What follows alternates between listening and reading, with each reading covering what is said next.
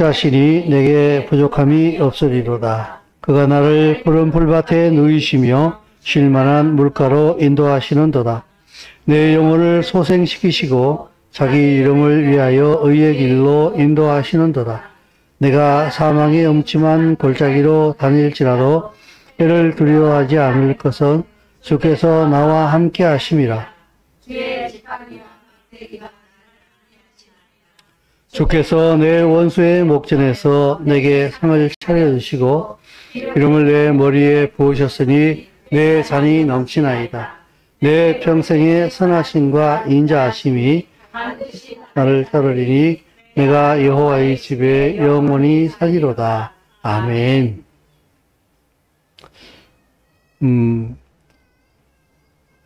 빛이 없으면은 어두움에 이제 빛이 없이 어둠만 있게 되면은 빛의 소중함을 알게 되지 않습니까? 우리가 여기 앉아 계신 분들은 저도 경험해보지 못했습니다만은 우리가 1900년 초반에 일본의 나라를 뺏긴 경험이 있는 나라지 않습니까? 근데 그 나라를 뺏겨본 경험이 있는 민족인데 그 세대의 분들은 이제 거의 다 돌아가셨거든요. 살아 계시더라도 굉장히 고령이시고, 그죠? 그래서 그 민족의 아픔이 이렇게 제대로 교육을 통하여서 전달이 못된 것 같아요. 많은 부분에 전달이 되긴 했습니다만은 그동안에 또 우리나라의 교육 체계도 많이 바뀌었어요. 그래가지고 그 민족의 아픔을 이렇게 있는 그대로 전달하는 그게 많이 부족하지 않았는가라는 생각이 드는데, 아무튼 나라를 잃어본 경험이 없는 사람은 나라를 잃는다는 것에 대해서는 잘 모르거든요. 그리고 나라를 잃었을 때 그 민족에게 어떤 일이 벌어지는가에 대해서도 이론적으로는 알고 있을지 모르겠지만 실제로는 느껴보지 못했기 때문에 그런가라고 생각해요. 여기 6.25 전쟁을 겪어보신 분도 안 계실 거예요. 제가 여기서 제일 고령자니까 저도 6.25 전쟁을 안 겪었으니까. 근데 그 전쟁을 겪어본 민족인데 그 전쟁의 아픔을 전해 듣기만 했지 또 그걸 실제로 겪은 사람도 이제 또 이제는 거의 다 고령이신 분들이에요. 그죠? 그리고 그 전쟁에 대한 얘기도 너무나 많이 왜곡되어져 가지고 가르쳐지고 있는 게 지금 우리나라 현실이에요.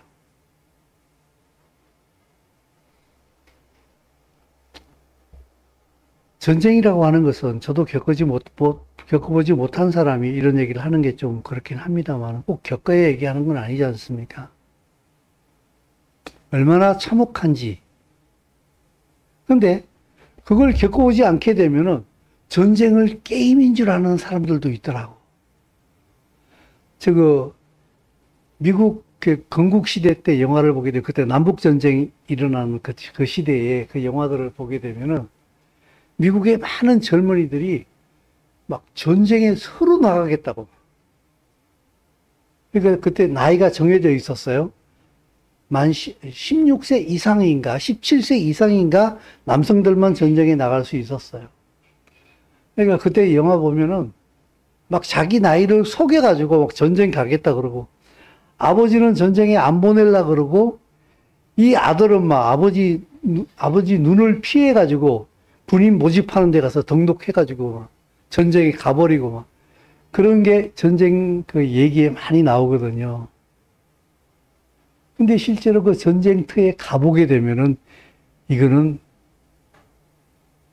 상상을 초월하는 거죠. 6.25 전사에도 보게 되면은 미군들이 우리나라에 참 많이 왔잖아요.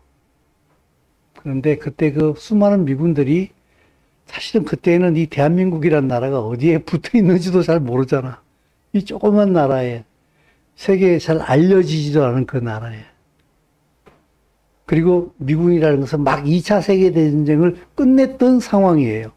그러니까 전쟁에는 자신 있는 나라예요, 이 나라는. 1945년도 2차 세계대전쟁이 끝났으니까 전쟁 끝난 지 5년밖에 안 돼요. 그러니까 이 패기에 넘치는 군인들이 대한민국은 조그만 나라 그냥 가서 그냥 금방 뚝딱 전쟁 끝내버리고 와야지 하고 왔는데 사실은 생각대로 안 되는 거죠. 그죠? 전쟁의 그 참혹함이라는 것은. 제가 나라 얘기를 계속해서 하고 있습니다만 참 나라가 지금 우리나라가 많이 혼란스럽잖아요. 그죠? 저는 5.16 혁명을 겪었습니다만은 너무 어려가지고 뭐 그때 혁명이 일어난지 안 일어난지도 몰랐어요. 나중에 학교 가서 역사 배우면서 그때 5.16 혁명이 일어났다. 박정희 대통령이 쿠데타를 일으켰다는 것만 나중에 역사를 통해서 알고 되었지.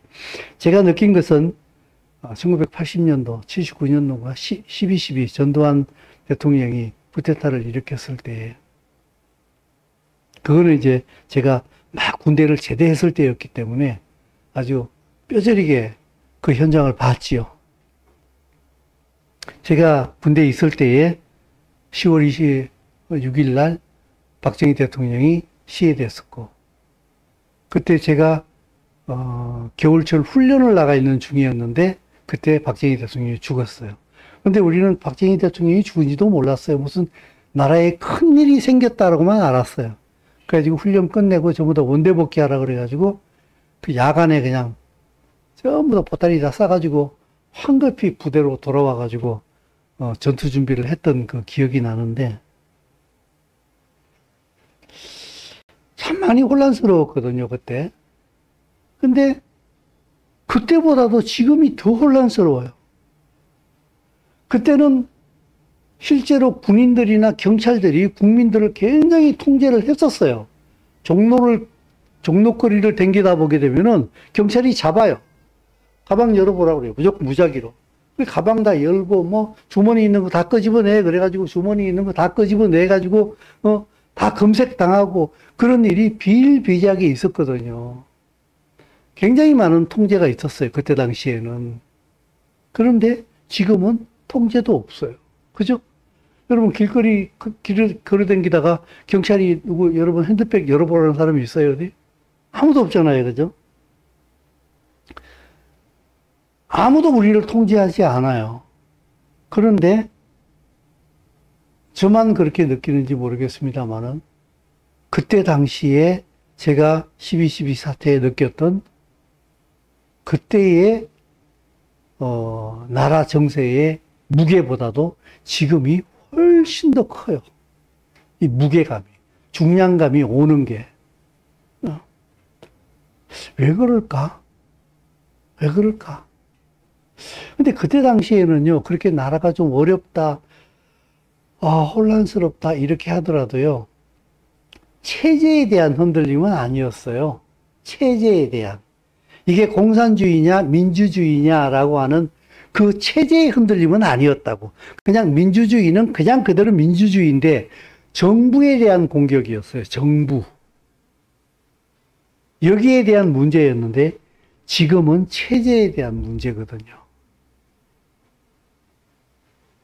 많은 사람들이 눈치를 못 채고 있어서 그렇지. 이건 체제에 대한 문제거든요. 왜 이렇게 될까, 이게? 이게 국가안이 부재한 것이 아닌가. 이 모든 혼란스러움이, 나라가 얼마나 소중한지에 대한, 거기에 대한 인식과 교육이 제대로 되지 못한 결과가 지금의 결과를 빚어내지 않았는가라는 생각이 들어요. 저만 그렇습니까? 저는 요새 나라를 생각하게 되면 잠이 안 올 정도예요. 제가 요새 나라에 대해서 이렇게 열심히 기도를 해본 적이 제 평생에 없어요. 나라를 놓고서 난 이렇게 기도해 본 적이 없어요. 나라를 놓고서 이렇게 진지하게 고민을 해보고 생각을 해본 적이 없어요. 한 번도. 근데 이런 상황 속에서 저에게 그나마 크게 한 가지 위로가 되는 게 있다고 한다면, 여러분도 마찬가지라는 생각이 들기도 하면, 여호와 하나님이 우리 대한민국의 주인이다, 왕이시다고 하는 게 정말 큰 위로예요.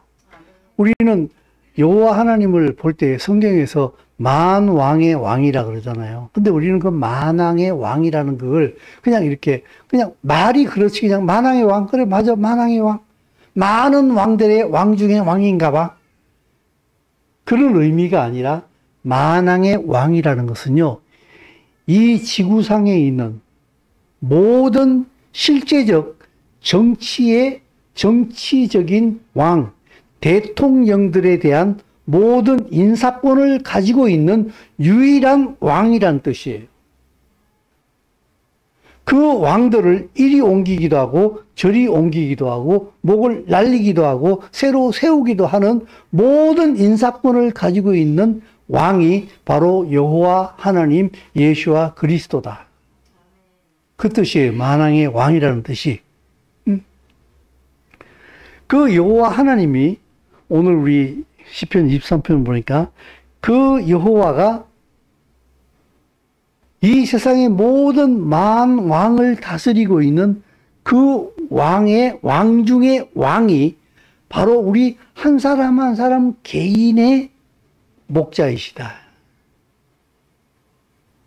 그게 우리에게 참 큰 위로가 되지 않는가. 그분이 우리에게 우리의 삶을 주관하여 주셔서 나를 푸른 풀밭에 누이기도 하시고 쉴만한 물가로도 인도하시면서 우리에게 안식을 주신다. 3절을 보게 되면 같이 읽어볼까요? 자, 시작. 내 영혼을 소생시키시고 자기 이름을 위하여 의의 길로 인도하신다. 내 영혼을 소생시키신다는 그 뜻은요. 이번 주에 설교했던 것처럼 회개라는 뜻이에요. 내 영혼을 히브리어 원어로 번역을 하게 되면은 내 영혼을 회개시키시고 이럴 뜻이에요. 여러분, 내가 회개하면 내 영혼이 어떻게 되죠? 소생하지요. 회개하고 나면 어때요? 가뿐해지죠. 내 영혼이 소생돼요. 슈버시키는 거예요. 회개시키는 거예요. 그 내 영혼을 다시 소생시켜준다는 얘기는 무엇인가 하게 되면은 내가 잘못된 길을 접어 들어가게 되고 내가 잘못된 것을 선택할지라도 아, 주님 이거 아니네요? 라고 했을 때에 그걸 돌이킬 수 있도록 해주시고 때로는 우리의 인생 앞길에 막아서서 이 길은 아니란다 라고 우리에게 가르쳐 주시기도 하시고 그걸 가르쳐 주셨을 때에 내가 순종하여 그걸 슈브할 때에 돌이킬 때에 우리의 영혼을 소생시켜 주시는 하나님의 은혜가 우리에게 있다. 어디로 돌이켜 주시느냐? 그걸 돌이켜서 우리를 의의 길로 올바른 길로 걸어가게 하신다. 의로운 길로 걸어가게 하신다. 자주 말씀드리는 것처럼 이 세대는 참 치우치는 세대입니다. 이거는요 아무리 얘기를 많이 해도 부족함이 없다는 생각이 들어요. 마치 이스라엘처럼 이스라엘은 너무나 오랫동안 이 성경에 있는데 그 성경이 말하고 있는 이스라엘의 의미를 잃어버렸기 때문에 기독교 안에서 그 이스라엘을 다시 원래 있던 자리로 돌이키기 위하여서 아무리 말을 많이 해도 부족하지 않은 것처럼 지금 이 세대가 치우치고 있습니다라고 하는 이 메시지도 굉장히 중요하다고 생각해요. 왜냐면요. 제가 보니까 다 자기 왕이에요. 근데 심지어 이렇습니다, 여러분. 다 자기 왕이에요. 이렇게 얘기하잖아요. 근데 다 자기가 왕이에요. 라고 말하는 나도 보니까 내가 왕이에요. 다른 사람의 말을 받아들이려고 하질 않아. 내 성 안에 딱 갇혀 있더라고. 뭐, 극단적인 말로 갇혀 있는 것이고, 좀 좋은 말로 말하게 되면은 성벽을 쌓고, 나를 고소하는 것이다. 이렇게 볼 수 있는데, 그래서, 제가 굉장히 조심해요. 어떻게 조심하는가 하면, 이게 지금 내 똥꼬집에 빠져 있는 건 아닌가.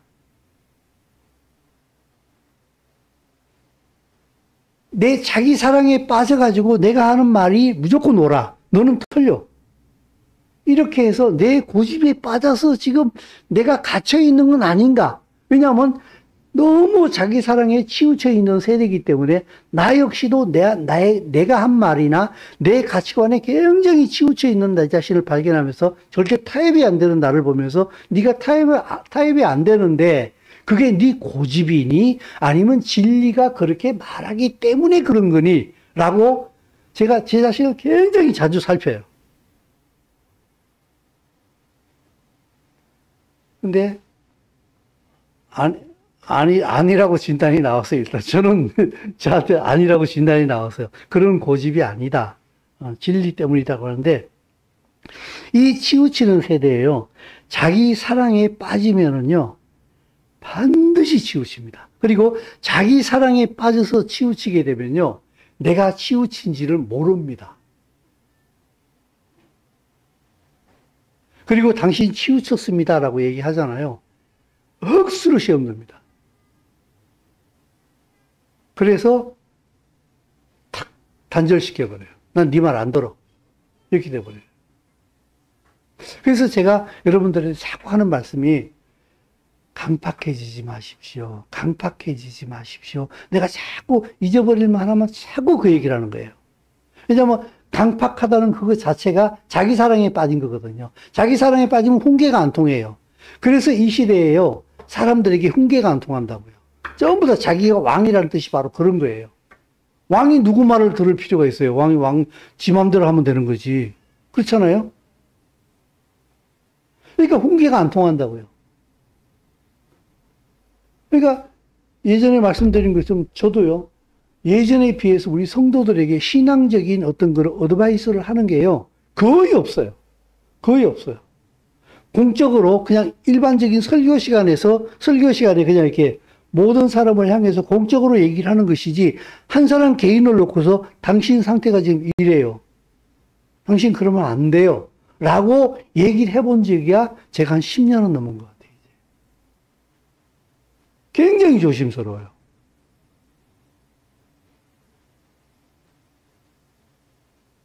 하더라도 굉장히 미약하게 해요. 그러시면 안 되지 않으시겠사옵나이까. 왜 그럴까요? 사람들이 교훈을 안 받아들인다는 것을 저도 아주 확실히 느끼고 있어요. 여러분 어떻습니까? 이게 바로 우리가 치우치는 시대에 지금 살고 있어요. 이게 이 시대의 영적인 기류예요.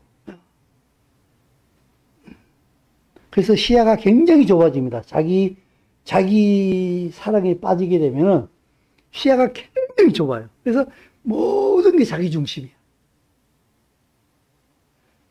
그러기 때문에 이혼도 엄청나게 늘어나는 거예요. 왕이 두 명인데 왕이 두 명이 어떻게 되겠어요? 뭐 박터지게 싸우는 거예요. 이거는 둘 중에 한 명이 죽을 때까지. 그러니까 결국에 이혼이 터져버리는 거예요. 그래서 성경에서는 뭐라고 그래요? 남자가 머리고 여자가 남자 아래라고 얘기를 하잖아요. 그죠? 이걸 받아들일 만한 지혜를 가지고 있으면 이건 정말 성숙한 사람이에요.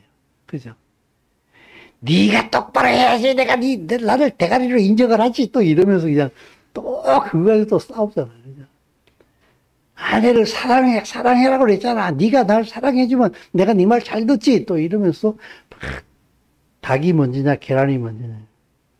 이게 전부 다 자기 중심으로 인해서 좁아진 시야에서 나오는 문제거든요. 이게 개인적인 문제뿐만 아니라 전 세상의 모든 사람들이 거의 다 그렇기 때문에 이게 나라와 민족과 전 세계에 이게 이 가치관이 그대로 다 통용되어지는 그런 시대예요. 그런 이런 시대에 하나님께서는 자기 백성에게 계속 휴부를 시켜요. 회개시킨다고. 그러면 안 돼. 질서를 따라야 돼. 그러면 안 돼. 가치관을 따라야 되는 거야. 그러면 안 돼. 진리를 따라야 되는 거야. 라고 얘기하는 거예요. 근데 의로운 백성은 그 하나님의 말씀을 들어요. 그리고 주님 잘못했습니다 하고 회개할 줄 안다고. 휴부할 줄 안다고.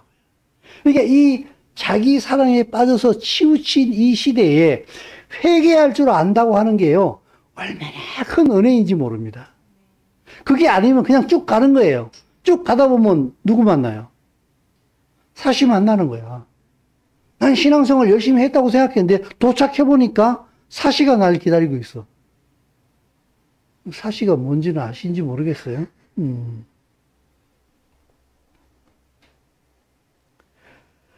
그 여호와 하나님이 우리가 사망의 엄침한 골짜기를 다닐 때 죽음의 그늘이 드리고 있는 아주 비참한 그 길을 걸어가고 있을 때에 주님께서는 우리 지팡이로 막대기로 나를 한 대 때리기도 하시고 그리고 막대기로 나를 해치려고 하는 것들을 보호해 주시기도 합니다. 이 시편이 23편이 다윗이 썼잖아요. 그죠? 다윗은요 만행을 겪은 사람이에요. 장인어른이요 사위를 죽이겠다고 쫓아다닌 거예요. 이게 안 그렇습니까? 사울이 왕이잖아요. 다윗이 누굽니까?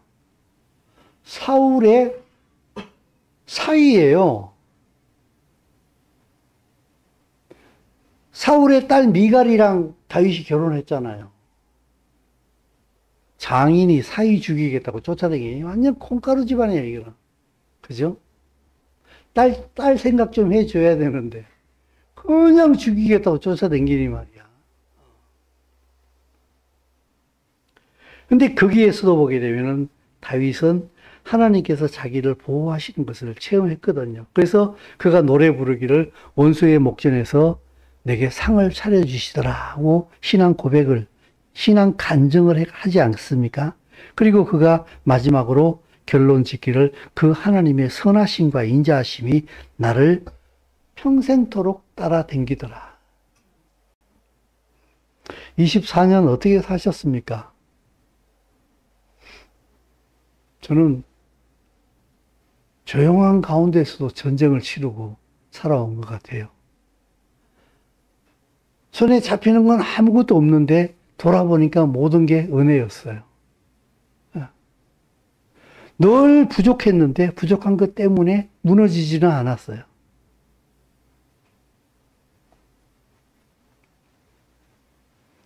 사랑하는 성도 여러분, 나라가 참 어렵습니다. 근데 저는 이것이 우리나라 이 민족의 기회라고 생각합니다. 나라에 대하여서 관심을 좀 기울이십시오. 제가 설교 서두에 말씀드린 것처럼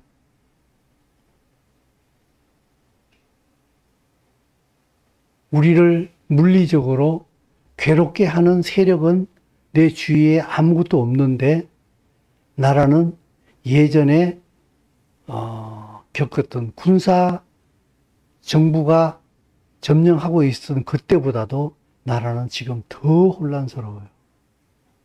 굉장히 혼란스러워요.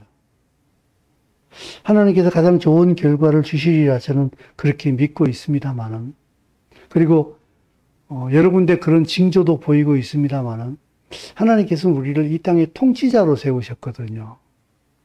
그게 기도입니다. 여호와 하나님이 우리의 목자가 되시는 이유는 무엇인가 하게 되면은 그 목자가 만왕의 왕이시라고요.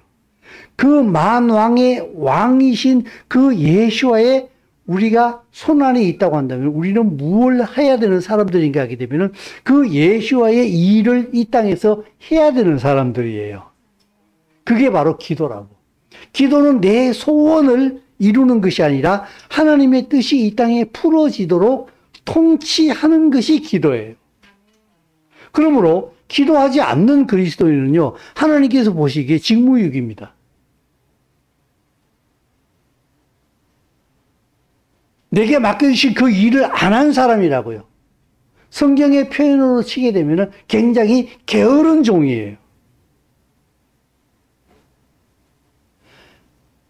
예수가 이 땅의 왕이신데 그 왕의 일을 하는 사람이 그 예수와의 왕되심을 인정하고 믿는 사람들이라고. 그들이 기도를 통하여서 나라를 통치하게 된다고. 근데 그걸 안 해. 왜 안 하니? 바빠서요. 그 성경의 마태복음에 보게 되면은 왕이 잔치를 벌려놓고서 사람을 초대했더니 나 밭을 사서 못 갑니다. 소를 사서 시운전하러 가야 됩니다. 나 결혼해가지고 못 가겠습니다. 왕이 무엇을 하려고 하는지에 대한 관심이 없는 사람이에요. 오직 자기 일에 관심밖에 없어. 난 소 샀어. 땅 샀어. 집 샀어. 결혼했어. 왕의 뜻을 자기 것 때문에 다 무시해버렸어요. 성경이 뭐라고 얘기를 해요? 아주 독하게 얘기하지 않습니까? 다 잡아 죽이라 그러잖아요.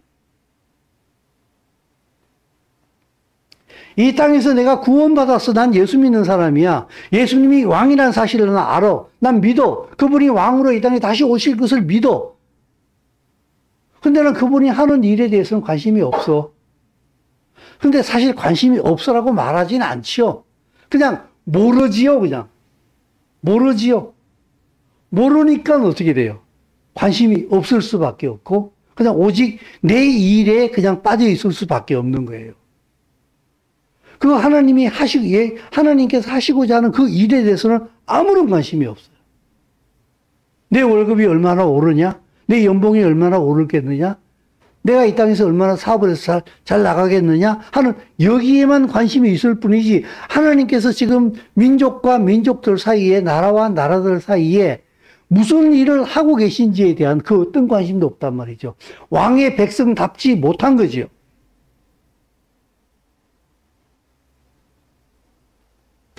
올 한 해 하나님께서 우리에게 은혜를 주셔서 잘 살아왔습니다.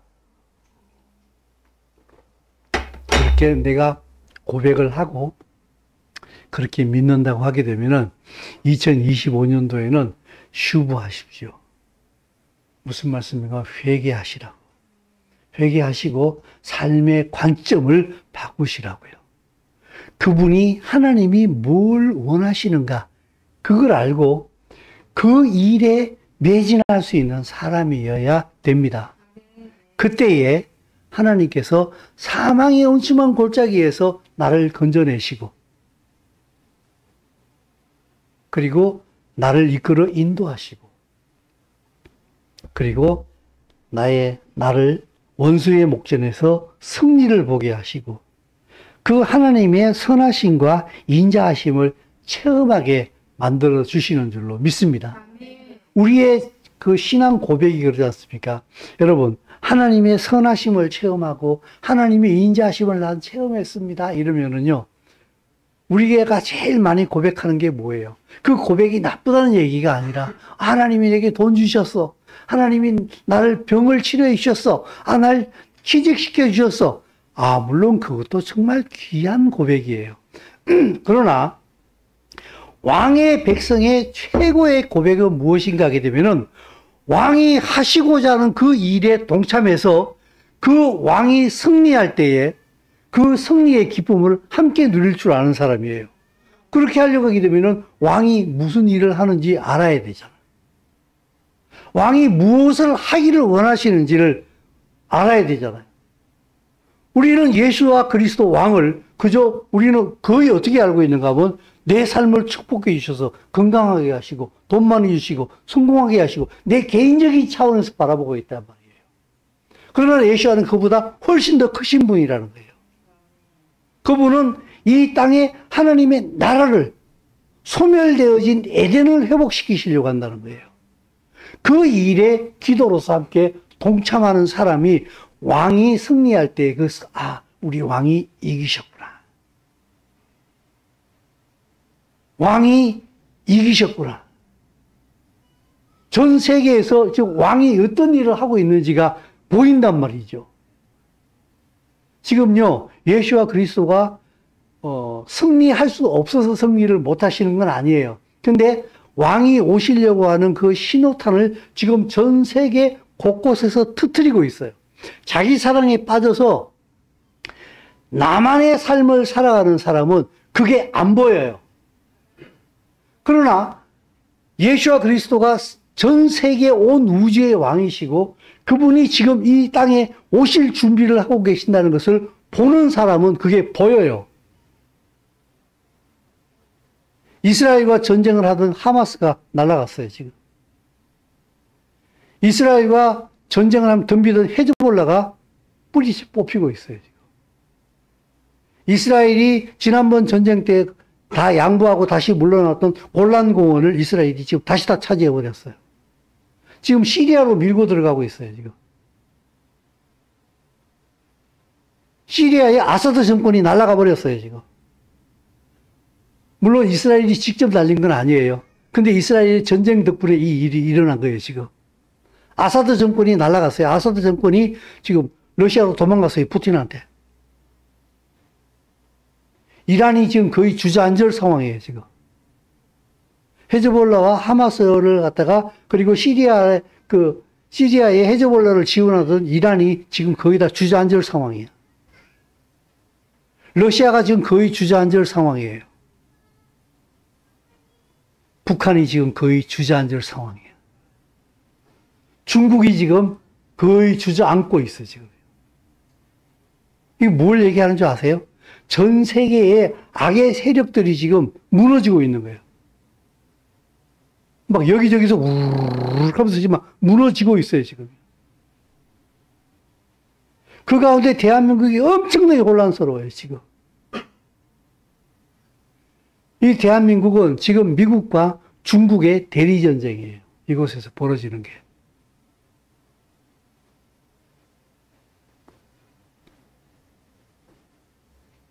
왕이 지금 무슨 일을 하고 있는지 볼 줄 알아야 돼요. 그리고 그 일을 놓고서 기도해야 돼요. 그래야만이 왕이 그 일을 이루실 때에 주님 감사합니다라고 얘기할 수 있습니다.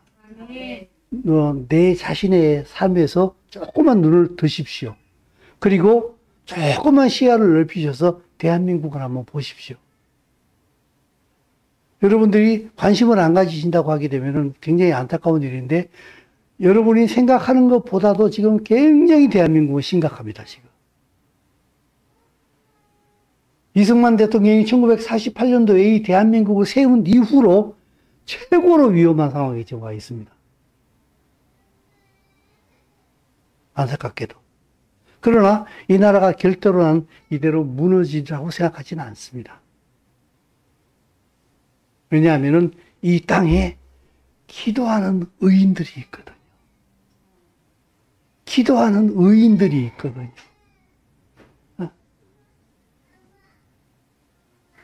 여러분 대한민국에 위해서 기도하십니까? 왜 이렇게 아멘 소리가 거꾸로 들어갑니까?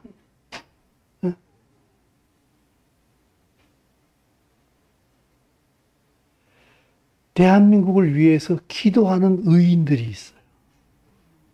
이들을 통하여서 그들만 복을 받는 것이 아니라 어부지리로 대한민국에 복 받을 사람이 엄청나게 많겠다 생각이 들어요. 그들은 아무것도 안 하고 대한민국에 무슨 일이 일어났는데 무슨 일이지? 이러다가 그냥 복 받을 일이 생길 것 같아. 그러나 이 대한민국의 의인으로서 예수와의 이름을 아는 사람으로서 이 대한민국이 공의와 정의 가운데 이 대한민국이 바로 설 수 있게 해주십시오라고 기도하는 사람이 되어야 할 줄로 믿습니다. 그 대한민국이 올바로 서게 될 때에 그 안에서 저도 복을 받고 여러분도 복을 받는다는 거예요. 에? 제가 아는 사람이 한 사람이 있는데 그 사람이 오래전에 미국으로 이민을 갔어요.